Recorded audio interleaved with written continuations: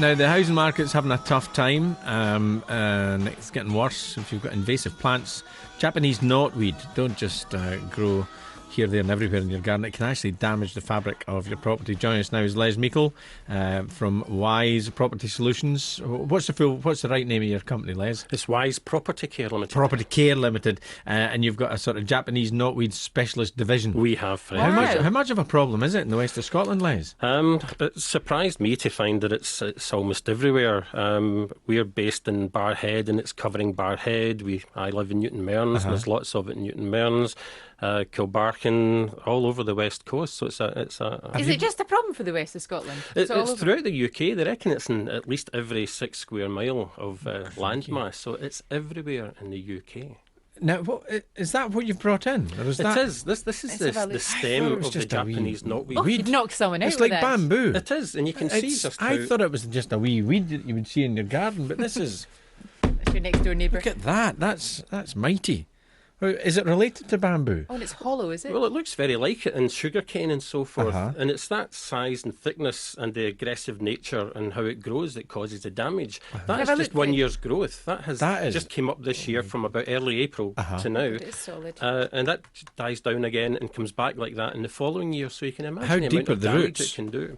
Well, your roots can go down at least 2 metres and spread about 3 metres to 4 metres on either side of the stem itself. So it's a particularly aggressive root system. What's it doing here? What's it doing here? In the studio? No, in Scotland. Well, it was actually brought into the UK as an ornamental plant by the Victorians. So it was very popular, and its flowers and leaves were quite pretty. So it covered large gardens where there was barren areas that they wanted to cover. You know? Somebody that kind of winced as that passed from you over to me is our other guest, Tamsin Duff. You ran into problems with this invasive weed, didn't you? We did, yes. We recently looked at a property which met all our needs. It ticked all our boxes, and we were really keen on it. But actually, when we went to try and get a mortgage, we actually approached 3 mortgage companies or banks who wouldn't even look at the survey reports, weren't interested in looking at where it was, how far away it was from the building. We were just knocked back. So did you tell them there was knotweed in there? Was it in the survey?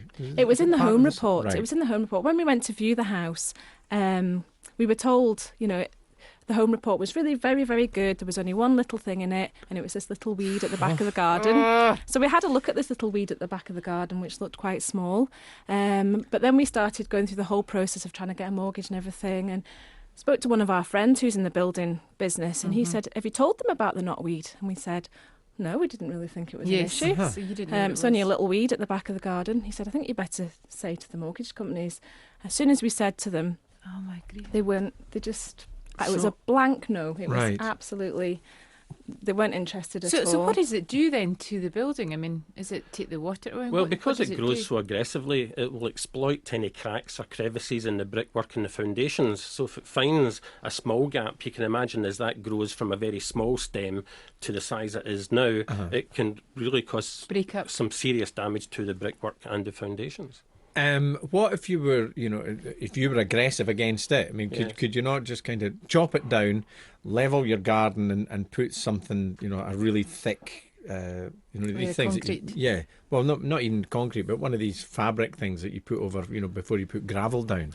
Yeah. Would that not stop you? If there's no light getting through or water? It's got a very aggressive root system as well, and it can survive for some time. So it really needs quite a stringent treatment regime over a considerable period of time to eradicate it. And you've had success in that, Les? Well, it's one of these things. We're still monitoring it. From people that we've learned from in the past, we believe a 2 to 3 year treatment regime will eradicate the weed, but you still have to monitor it for a couple of years after that just to make sure you actually have killed off the weed altogether. And I don't know I remember reading in the briefs last night when they came through, but I mean there is legislation about what you do with the soil and the area that's infected with. Yes, anything we remove is considered as contaminated waste, and we have to take it to a licensed landfill site. So you can't just take it up yourself and throw it over the hedge to somebody else's garden.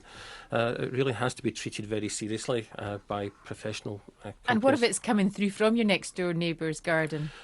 Again, that's one of the problems you have. If there are more than one owner involved, you have to get everybody involved to try and eradicate this holistically, if you like.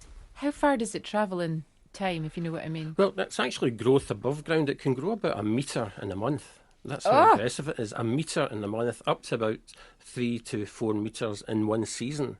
Then it will die down again and come back again the next season. So if you can imagine these sort of bamboo stems growing up to about 3 metres, 4 metres high, Yeah, I saw it's it. significant. What would happen then if Tamsin had gone along the house and the people that were selling it had chopped it down and sort of spread something out and they'd held the growth in abeyance and they Yes. didn't, and it didn't show up in the report? Yes. What would happen if she'd bought the It house would and then just be suddenly bad luck. She Crikey. would get caught with it in a year or two's time. Because it's not just you, Tamsin. Presumably now the vendors are in a kind of they're in a sticky situation. I don't know what's happened with it, but I've heard actually another friend very recently also had the same problem, was trying to buy a flat, and it's happened to them too. So I hadn't even heard of it until recently, and then that's within a couple of months. So I don't know if it's becoming more prevalent. Well, it's become more noticeable as the chartered surveyors have been trained to identify it as a result of the lenders saying they're not happy lending on property with Japanese knotweed. So the more training that the chartered surveyors has, the more it's been recognised now. So it's probably been there, it just hasn't been identified before, and now it is, and it's been seen as a major problem.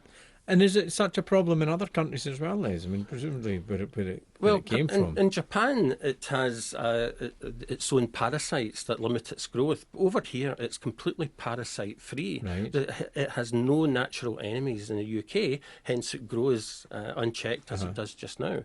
But they are introducing an aphid-like creature from Japan to try and reduce its aggressive growth over here in the UK. We don't want to tinker with the ecology. We're being told Leave the here aphids. that it's that its sap burns you. So if you're trying to get rid of it, Not so much Japanese knotweed.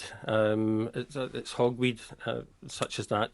If the sap on your skin can give you abrasions and burn, but not Japanese. But if you try and dig that out the garden yourself, you have to. How do you? I mean, you can't just put it in your brown bin or whatever colour of bin you've got, can you? It's got to go to a licensed site. A horrendous problem, isn't it? Well, that's a problem. Yeah, it's massive. So What kind of? I mean, you can't get sodium chlorate anymore, can you?